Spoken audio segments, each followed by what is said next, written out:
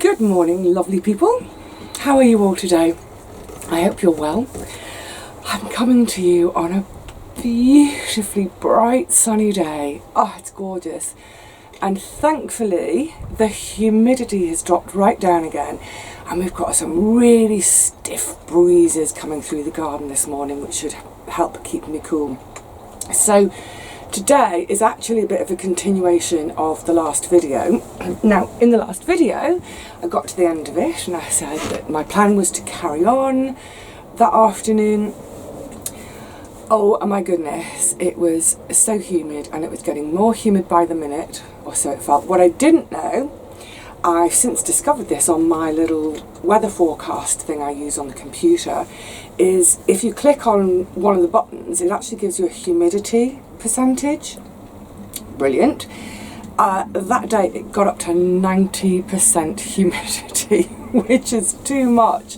It's kind of unusual for London too. So back to that afternoon, I did carry on doing some bits and pieces. Gary turned up later on, and so I was having a look at his plot, he was having a look at mine, and we were both sort of scratching our heads and about why things seem slow this year.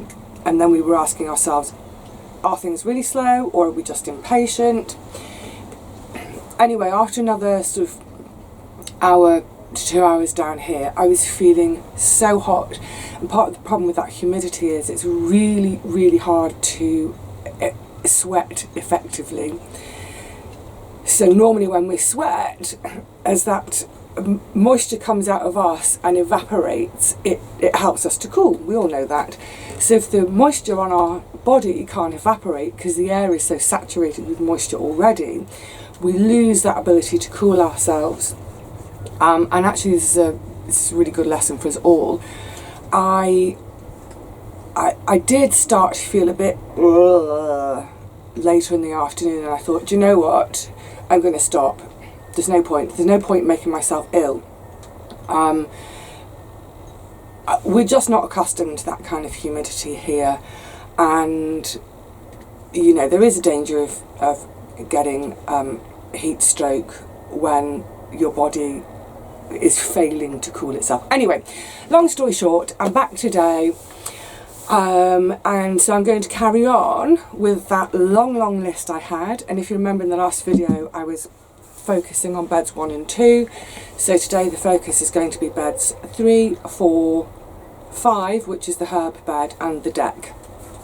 And it's a continuation really of that theme of plugging gaps, just trying to finally get the last few bits and pieces planted out. Oh my goodness, it's so late to be doing it all, isn't it? But the good thing coming down today, so after that, sorry, I'm a bit all over the place. I'm kind of giddy because I can't wait to get into the garden. After that Monday session in the humidity, and I remember I planted out my replacement cukes, my replacement squash, what have you.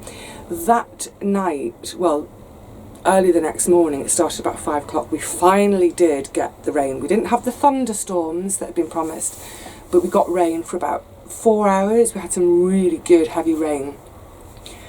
So I was grateful for the rain, but I was also, I was just thinking, please, please, please don't let my replacements get eaten by the slugs.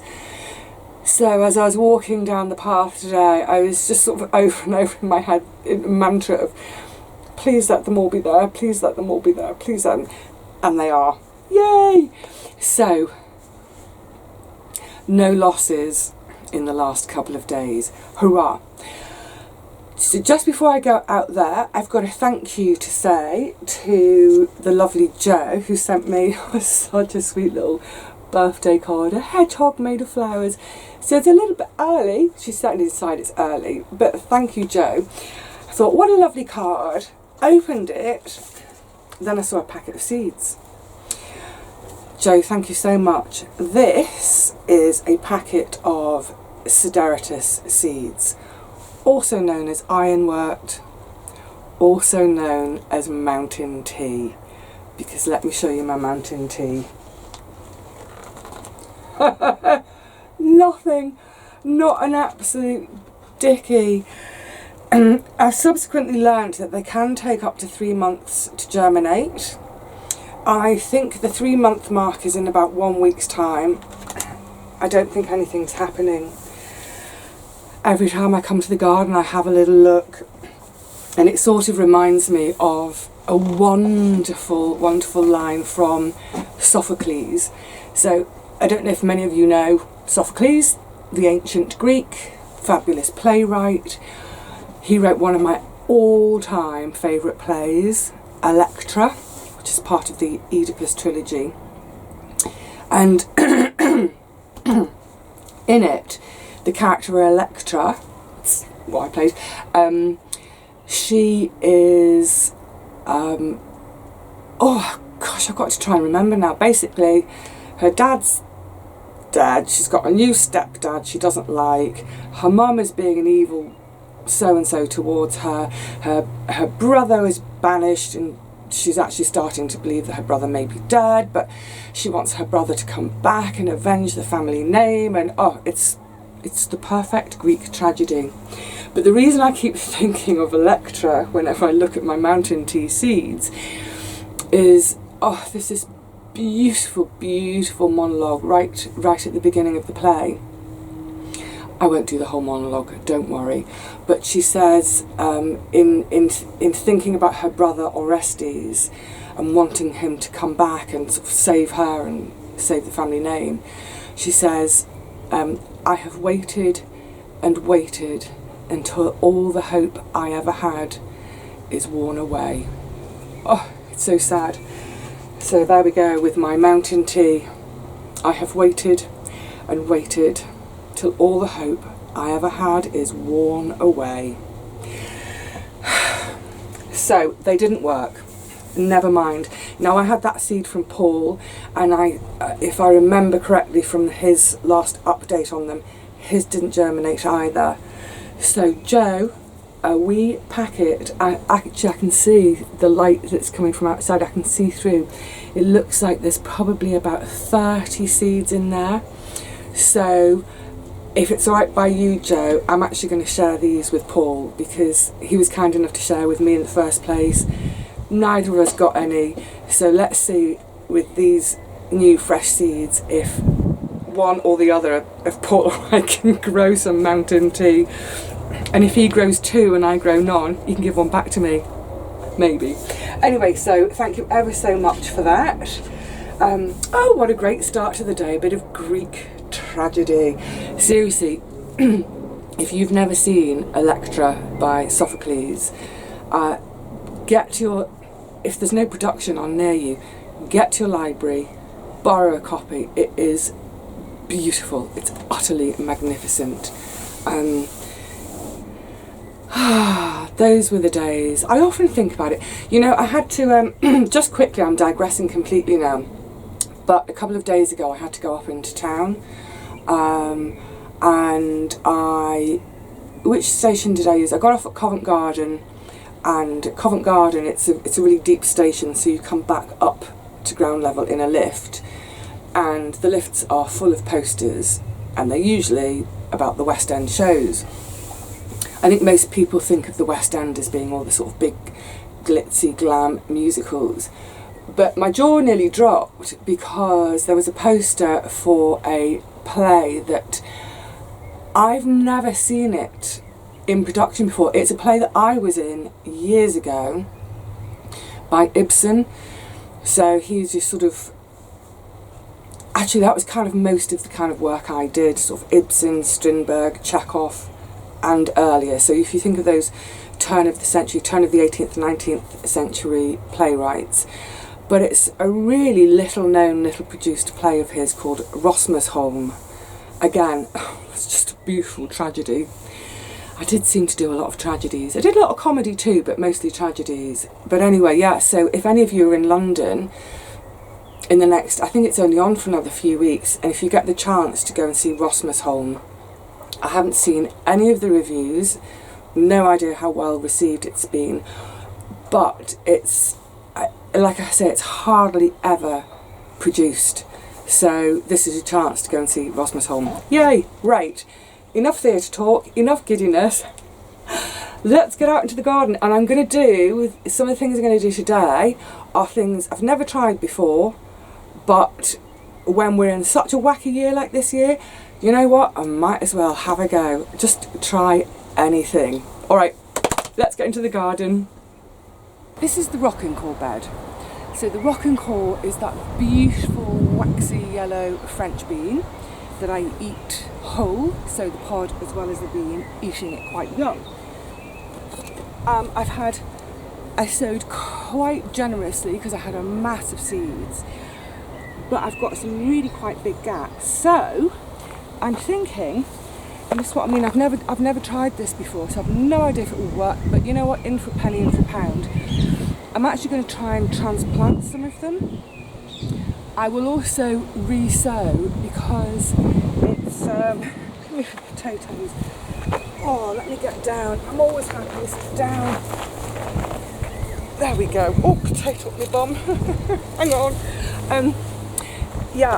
I'll also re-sow because they're actually, once they do get going, they're incredibly quick to harvest. So it's always pretty much the first bean I get out of the garden. So I thought, yeah, okay, I know it's the end of June. If I re-sow, the chances are that by the end of August, going into September, there will be something to try. Now, what I'm thinking is, I'm going to try and use my bulb planter. Like I say, listen, I've never done this. It may be the most bonkers idea ever, but if I don't try, I won't know. So, where I've got a few coming up quite close, let's get a divot out there and see. My rationale for using this is to see if I can get up basically something of a plug and therefore not disturb the roots too much. If I can get the actual little plant up into the bulb planter. Let's see, let's have a go with this one, and then what I'll do is I'll give you a closer up shot, because if this works, it might be something worth replicating further down the line. Oh, I might need to do it standing up for a bit of leverage. Has that got it? There we go. One plant in there. Pop it into that hole. Is it going to release though? Oh, it doesn't want to release. Oh, just about. Oh, do you know what? I don't know whether this is going to be too fiddly and whether I'd be better off just using my trowel. Yeah, actually let me bring you right down so you can see. Okay, so where I've got this little clustering, let's try and capture this one. It might be easy with the slightly smaller ones. Give it a scrunch down. Lift it out. So hopefully, as you can see, that's sort of captured the whole plant, and are there any roots showing down there? Oh, just the tail end of the roots. Made a hole for it over here. Let me turn you around a little bit. Oh, I've not got my turny roundy bit going. So into that hole, press on the release.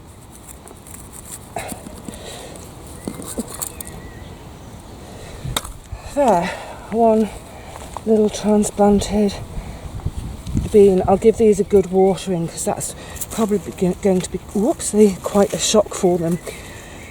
Yeah, so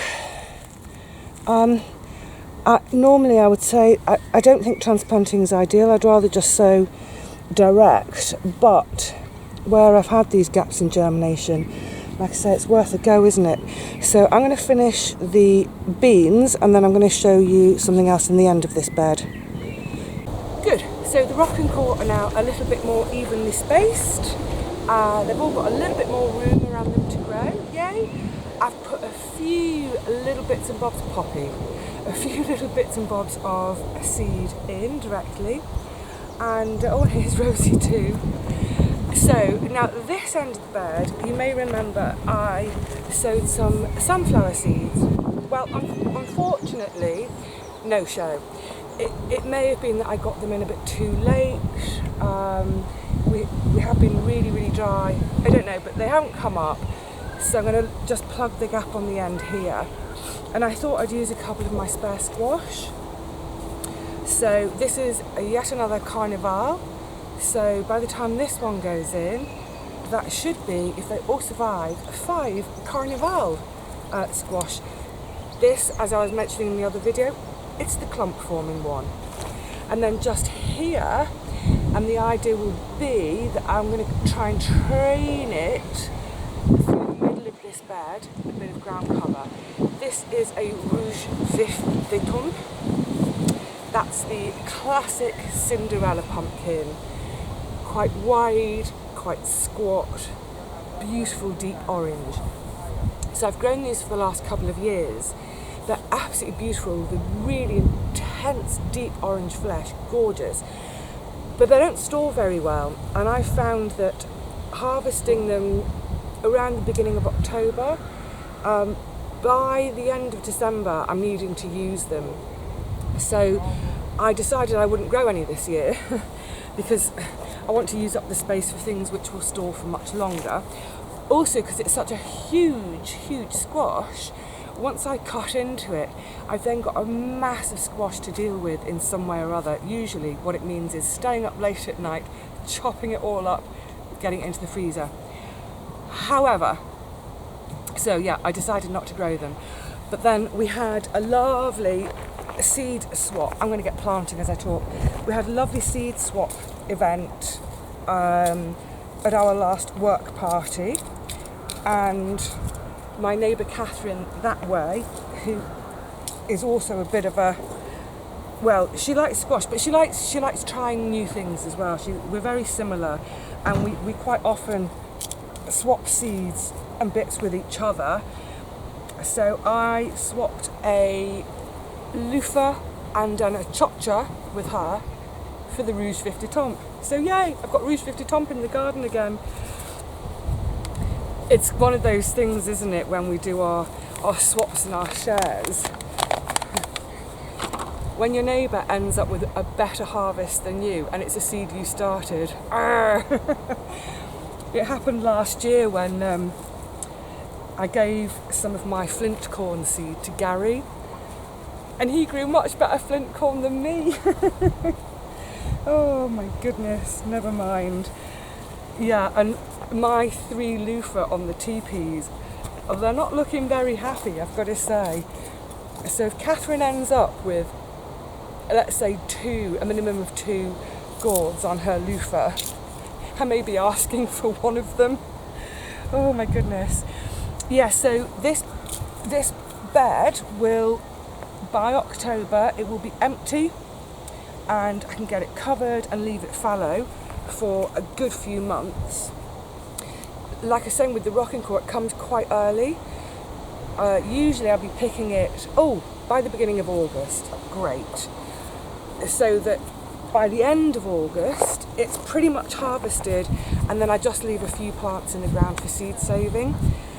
By which time, of course, hopefully, the squash are romping away, and, well, I hope, put it this way, I hope they've got enough room in this bed to coexist, because if I can get 2 crops out of this bed, brilliant. Right, now to plug gaps in the chickpea bed. It's definitely a gap plugging day. So the chickpeas is definitely another definitely tricky germination this year. I haven't actually counted them all. 1, 2, 3, 4, 5, 6, 7, 8, 9, 10, 11, 12, 13, 14, 17, 18, 19, 20, 21. Count with me. 22, 23, 24, 25, 26, 27, 28, 29. Maybe 30 chickpea plants. And when you consider in seeding, I probably put about 25 to 30 seeds in each of 4 rows, aiming for about 100 plants. So 30 out of 100, ay caramba. Never mind, It's not been great germination, but it's actually better than last year. So this was something I was commenting on with, I think it was with Paul. The vast majority of my garden is sown from seed that I saved from the previous year, including the chickpeas. And what I'm wondering is if, because of the drought last year, you remember we had, I think it was 11 weeks in the end with not a single drop of rain. We were hot, we were much hotter than normal. Never mind the heat, it was that total absence of rain. I'm wondering if the parent plants last year that then gave me the seed for this year, I'm just wondering if they were so stressed by that drought that's had something to do with the seeds struggling this year. I don't know, I'm just speculating, but that would kind of be a logical thought for me. Anyway, so in here I'm going to plant, I've got 4 pathetic, utterly pathetic, this is the Rose de Berne. Now again, last year they were really pathetic, but because we didn't have the rain, the one blessing with not having rain last year is we didn't get blight. So we had this incredibly long tomato season. Oh, beautiful breeze. Oh, yeah, we had an incredibly long tomato season. Normally, I would say that, by the second week of September or so, I'm pretty much having to take out and destroy my plants. Take out and destroy my plants because of blight. We had no blight at all last year.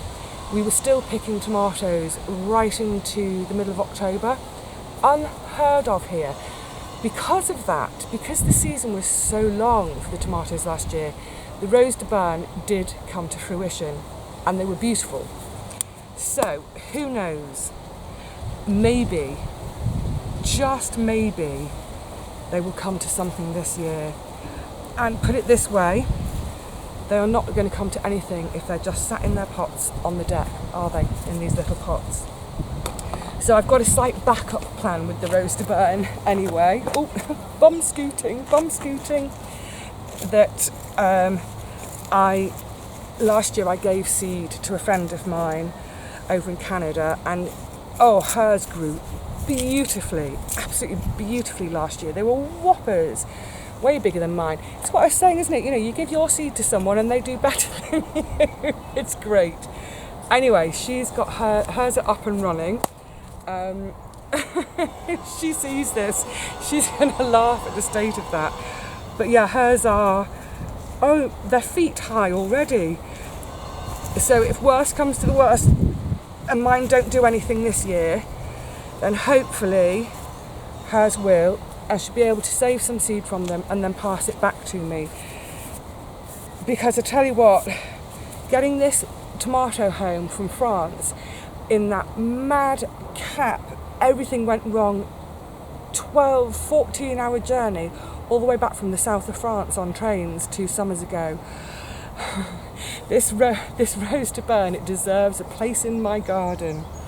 Right, a couple more and then what's next? Then let's go and have a look at the carrots, leeks and spring onions, because I'm going to try and do something in there today too.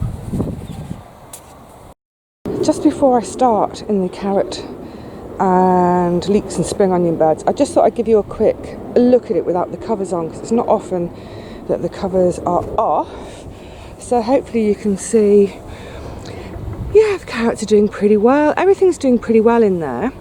But if we just come along this end, I don't know if you can make out, but there to there, I do have a bit of a gap in the carrot germination, despite 2 sowings. So I'm going to attempt, again, it's not something I've ever done before, I don't know if it will work, but these are my leeks. I'm going to attempt to try and get a couple out here and there and transplant them to those carrot gaps. Like I say, I've never tried it before, don't know if it'll work, don't know if I'm going to kill them in the process. I've never done direct sowings of leeks before. It's an experiment this year I saw it mentioned by Alice Fowler, and she picks hers sort of young and small before the winter and before the allium leaf miner has a chance to do its second lot of laying and hatching, which happens in October and November. So I'm going to give that a go. I'm also going to thin the spring onions by way of actually having some harvest. They're going to be really tiny and skinny, but that's okay. Likewise with the carrots, you probably get a sense of it. So I need to do some thinning in here, but again, all these thinnings, they'll either go into salads or they'll go into making stock. Put it this way, nothing's going to be wasted, and hopefully transplanting those leeks will work. So yeah, let's get a trowel out and let's have a go. Just before I start mucking around with the leeks, I thought I've got to show you this. The first flush of calendula are coming out. Aren't they gorgeous? I'm going to be doing a separate video. I don't know whether I'll do it today or in a couple of days' time. But yeah, I'm going to do a separate video on, I need to do some cares for all my flowers, including the rose bush and my herbs, and by way of doing their cares, also start harvesting. Oh, you beauties, you absolute joyous beauties. Okay, well, I think this is going to be actually really super fiddly. Yeah, really fiddly. What I might do, okay, let's see if I can lift these 3. Oh, actually it's 4, isn't it? And like I say, I have no idea if this is going to work, but I'm happy to experiment. And put it this way, the disaster of the leeks last year because of the allium leaf miner, I had actually decided that I wouldn't grow leeks on this site ever again. So if I get any from these, let me show you, so that's a little clump I've just pulled out. If I get any from these, well, something is better than nothing, isn't it? Oh, actually it may be that, let's knock some of that soil off. Sorry, can you see, the sun is so bright today, isn't it? Just knock the soil off a little bit, and well, look at that, 4 little plants. So now I'm going to plant them as I would normally if I'd grown them indoors from home. You know, the irony is, they always say transplant your leeks when they're pencil thickness. Well, that's pencil thickness. Normally, when I've transplanted them, they are far from pencil thickness. So, going back to how I've always done leeks when I've transplanted seedlings from home, is whoops, the soil's fallen back in. Dib a goodly deep hole, maybe sort of that's 5 inches or so. Drop the leek in. I don't backfill it. I'll come along and water, and the watering will just help that soil backfill. Oh my god! Oh, sorry, wormy. That worm thinks I've proper destroyed its morning and its habitat. Sorry, buddy. Yeah, so actually, well, put it this way, that's not been as fiddly as I thought it was going to be to get them out. Now the test will be, I suppose, is that enough root on them? Will they be okay being transplanted? Time will tell. I'll keep you posted. Oopla, that's not gone in deep enough either. The soil's a bit crumbly here, so it's kind of falling back in on itself. Yeah, let's see. Actually, with this kind of spacing, I won't have room for many more transplants, but there we go, giving it a go. Let me pick you up and show you on this side so you can see better. So, there we go. In their new little homes. I'll give them a nice watering in, because this bed's actually quite dry.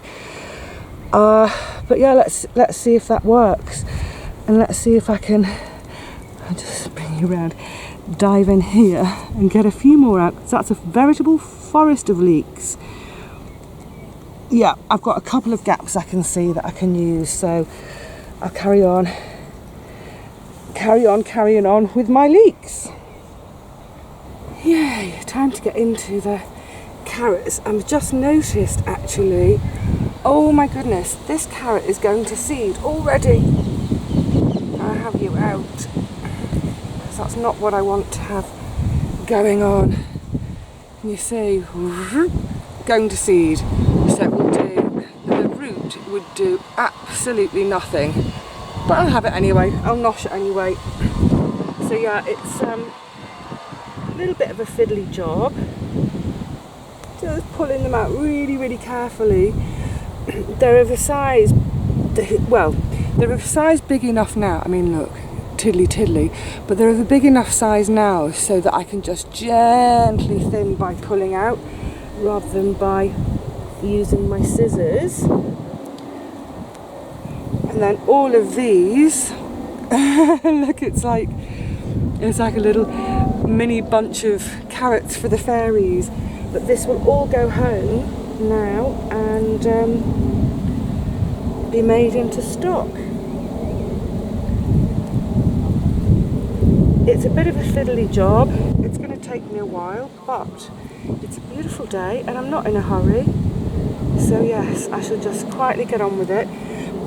The thing with doing any sort of cares with the carrots and the leeks, I want to be sort of fairly quick sticks about it, because I don't want to leave the nets off any longer than I need to, because I don't want the carrot flies to find me and I don't want the allium leaf miners to find me.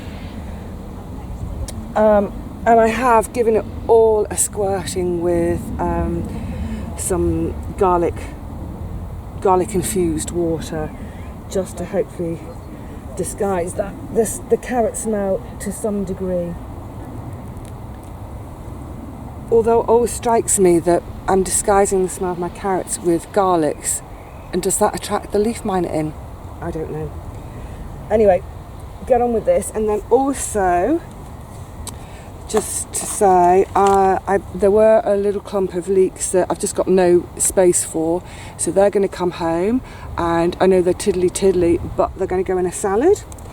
Likewise, I'm just going to have a little bit of a thin, gently tease them out, sort of a thin of alternate ones of my spring onions. Again, at this stage they're obviously really tiddly.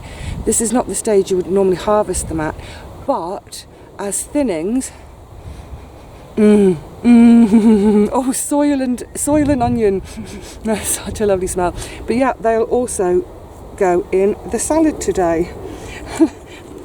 Who knows? Maybe I'll have the carrots as well. You know, there are some restaurants in parts of London that will probably charge you 40 quid for that little plate. Anyway, yes, less chat, more thinning before the carrot flies realise that I've got the lid off.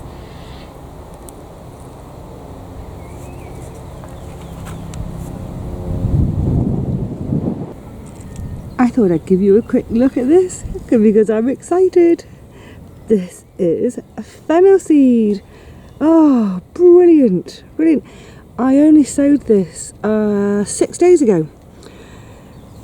A meagre little 6 days ago, and they're coming up in all 4 rows. Brilliant. And I don't know if you can tell down the end. Oh, I'm sitting on the floor, I don't want to stand up. Let's see if I can zoom in for you a bit. That's all the celery that went in a week ago. It's looking good and perky, isn't it? I have been keeping it good and moist, but what's amazed me is there have been no slug nibbles. Oh, touch wood, I haven't just jinxed myself, but yeah, I'm delighted to see how they're doing.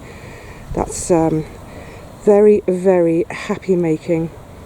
Someone was asking me about the rose petals and do I use them as a mulch. Well, sort of. Put it this way, I leave them where they are. I don't go around picking them up and tidying them. I know I'm a tidy girl, but I'm not that much of a tidy girl.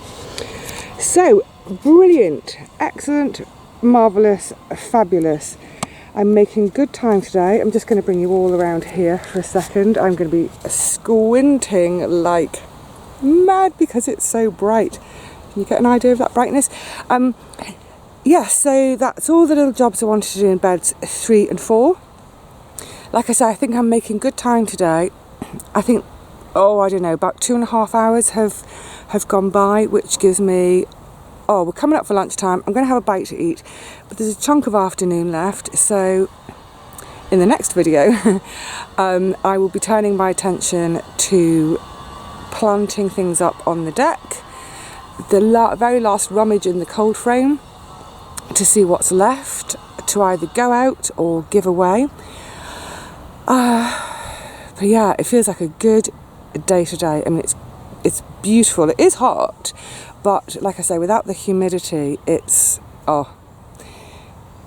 my kind of day. It's so my kind of day. So for now, I'm going to wrap things up here, have my little break, carry on. But for this session in this video, it's cheerio, everyone. I hope you're getting some decent weather. I hope you're getting the amount of rain you would like and the amount of sunshine you would like. I think that's what we all are after at the moment, isn't it? Is some consistent weather, some warm, sunny days, some nice showers.